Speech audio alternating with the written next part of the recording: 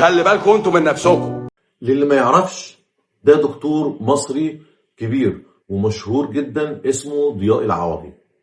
لقيوه ميت في الغرفة بتاعته في الفندق في دبي. ايه الملابسات؟ انا موجود لحد ما يقضي الله امرا كان مفعولا. الدكتور ضياء كان في الفندق بتاعه في دبي وقعد 48 ساعة، وكان معلق بره على الباب يفطر ممنوع الازعاج، وقعد 48 ساعة. الناس اللي في الفندق ما طلبش خلال ال 48 ساعة ولا اكل ولا شرب ولا اي حاجة. فده لفت انتباه الناس اللي في الفندق ان هو ازاي 48 ساعة ومفيش اي طلب ليه. انا مع ربنا وبس. فده خلى الناس في الفندق المسؤولين يطلعوا ويفتحوا الأوضة. فتحوا الأوضة لقيوا الدكتور ضياء العوضي موجود في أوضته وميت أو مقتول. لسه ما حدش قال ميت ولا مقتول. بس إيه الموضوع؟ الدكتور ضياء العوضي ده راجل له فلسفة وفكر مختلف في التعامل مع الأمراض.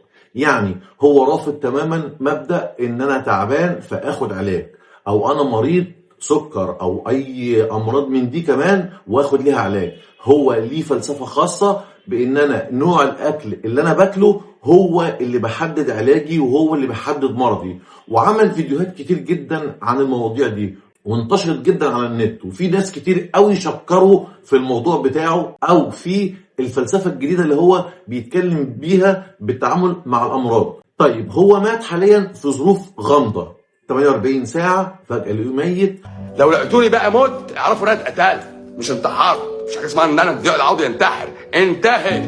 وهو اثناء كلامه في اخر حديث ليه اللي احنا شفناه في الفيديو قال ان انا راجل ما بنتحرش، انا لو مت هبقى انا ميت مقتول. هل في نظرية مؤامرة في الموضوع؟ هل شركات الادوية ليها طرف؟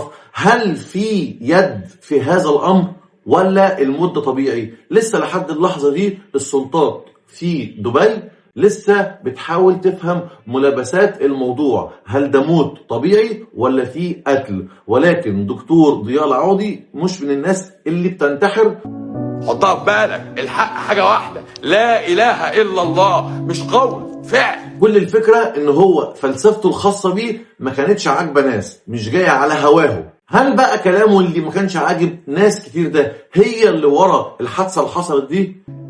ولا اله الا الله يعني ايه؟ قول الحق في وقت الفتنة. اللي احنا نقدر نقوله ربنا يرحمه مهما كان، هو مات خلاص، فالله يرحمه سواء كان ميت موتة ربنا الطبيعية او في حد له يد في الموضوع. ربنا يرحمه الدكتور